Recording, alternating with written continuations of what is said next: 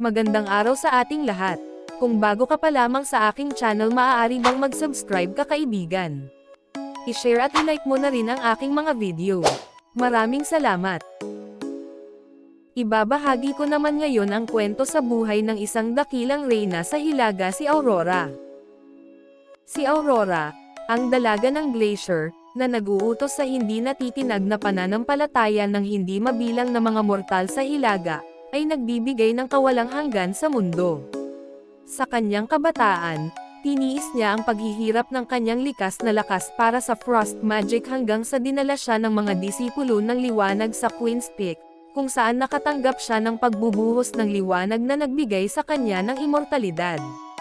Maluhaluhang nagpaalam ang kanyang ina nang sumuko siya sa malamig na yakap ng blizzard.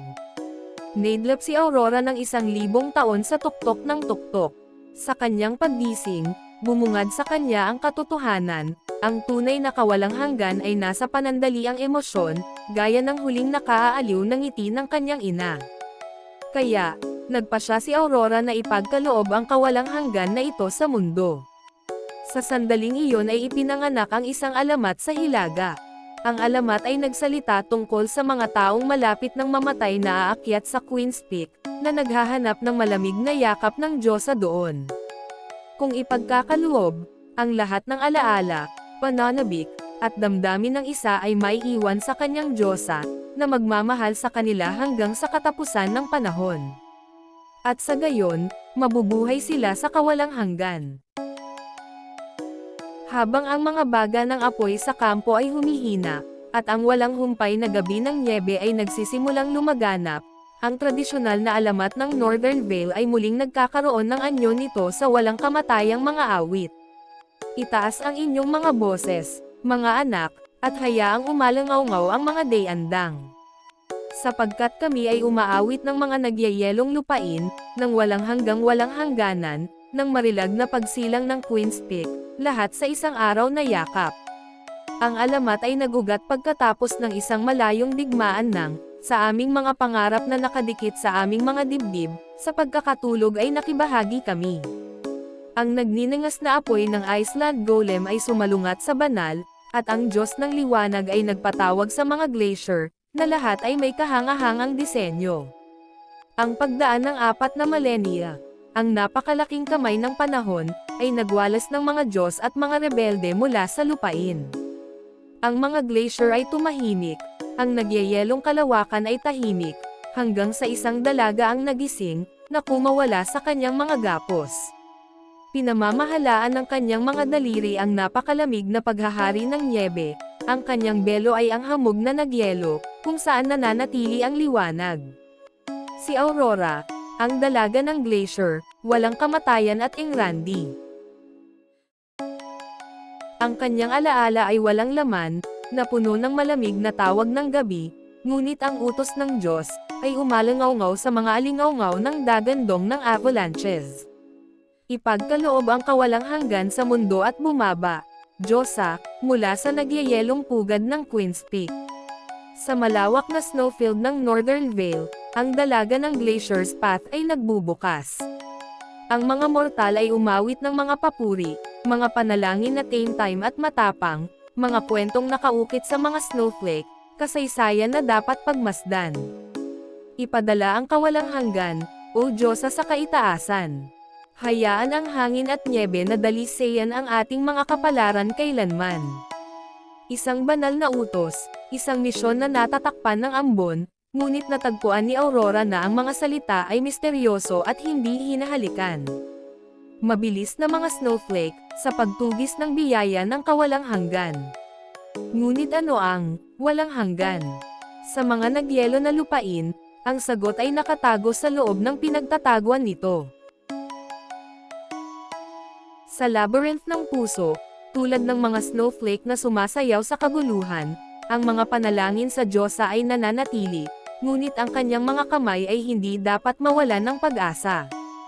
Hindi gustong tiisin ang malungkot na pag-iyak, si Aurora ay nagtakda ng isang paghahanap para sa kawalang hanggan, sa pamamagitan ng mga kaharian na hindi napigilan, siya ay tatahakin hanggang sa kanyang pagtatapos ng araw. Habang sinasalamin ng mga glacier ang pinakadalisay na napakalamig na kinang, ang Diyosa ay pumipilit pasulong, kung saan dumadaloy ang mga tadhana. Sa nagyayelong tugaygayan, gumagala siya, naghahanap, gayunpaman, bumalik si Aurora sa kanyang primordial na tirahan sa ibaba. Ang mga makamundong pasanin, na nabasag ng lakas ng blizzard, na dating umuunlad na mga nayon, ngayon ay nasira sa gabi.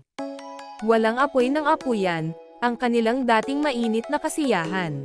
Ang mga snowflake sa kanyang pisngi ay umaawit, ang mga alaala ay lumilipad sa isang fling. Northern Glacier, na may kadalisayan ay glow, isang banal na himala, isang nagliliwanag na palabas. Isang milenyo ang lumipas, ang mga debotong kaluluwa ay nagtipon, sa banal na lupang ito, na may paggalang na hindi nakikita. Pinili nila ang isang likas na bata, sa sagradong liwanag na payapa, upang bumuo ng mga pakpak ng celestial. Kaluwalhatian, ang pinakadakilang pang-akit, sa hakbang ng tukso, ipinagkatiwala ng ina si Aurora, sa tapat na pagtatapat, sa tuktok ng glacier, mga lihim na hindi pa nakikita. Isang malambot na anak na babae na iniwan, panandali ang ningning ng pag-ibig. Narito ang mga alaala na naliliwanagan habang inilalantad ng Diyosa ang misteryosong screen ng kawalang hanggan, malamig ngunit masigasig. Kung ang kawalang hanggan ay walang pakiramdam sa napakalamig nitong pagmamataas, ang ibinibigay niya sa mga mortal ay walang katapusang pamamaalam para sa malayo at malawak. Bakit hindi selyuhan ang kawalang hanggan sa loob ng iyong sarili, o Diyosa na banal, at bumalik sa mga bundok, sa disenyo ng tadhana? Tumahak si Aurora patungo sa pag-angkin ng glacier, sa pamamagitan ng nyebe at bagyo, habang ang mga luha ay nagsasama. Ang Northern Vale, sa masiglang apoy ng empatiya, ay nagpapakita ng isang bagtong, isang katotohanang itinalaga.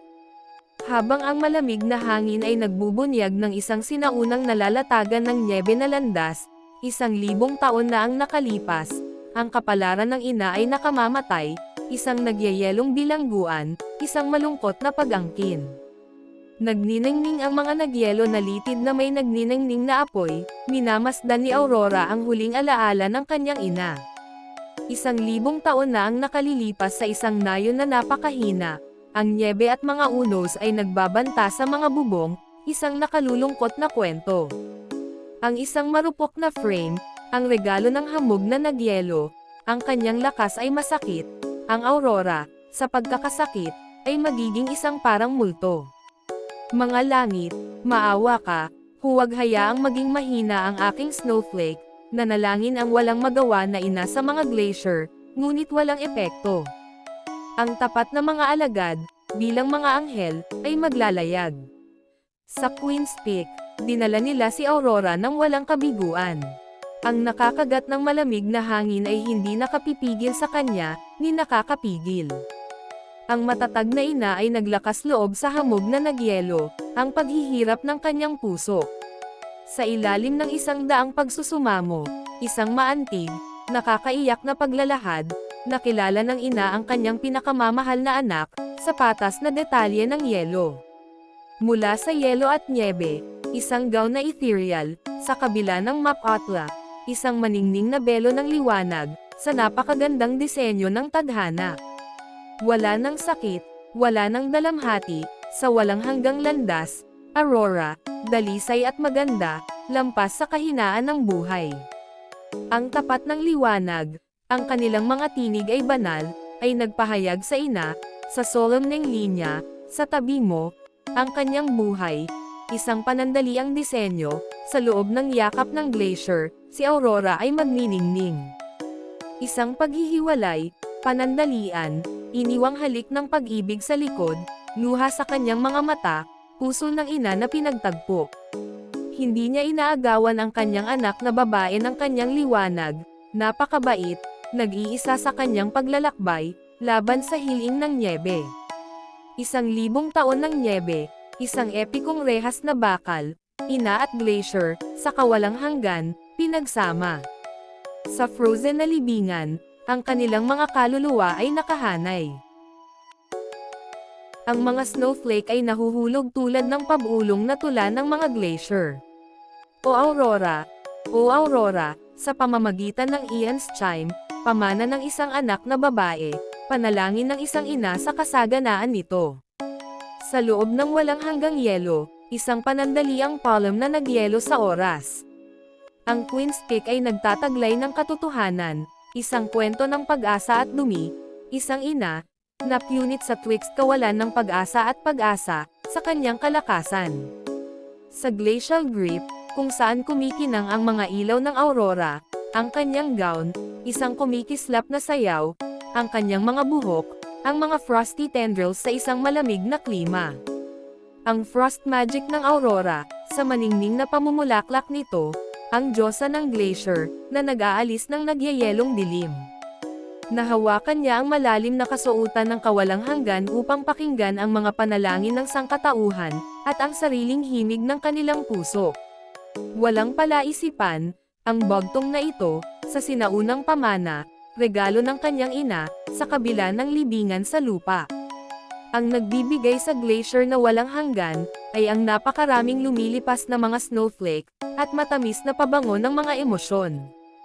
Habang lumalabo ang apoy ng apoy, sa walang katapusang gabing puno ng nyebe, ang pananampalataya sa Maiden of the Glacier ay kumakalat sa malayo at malawak.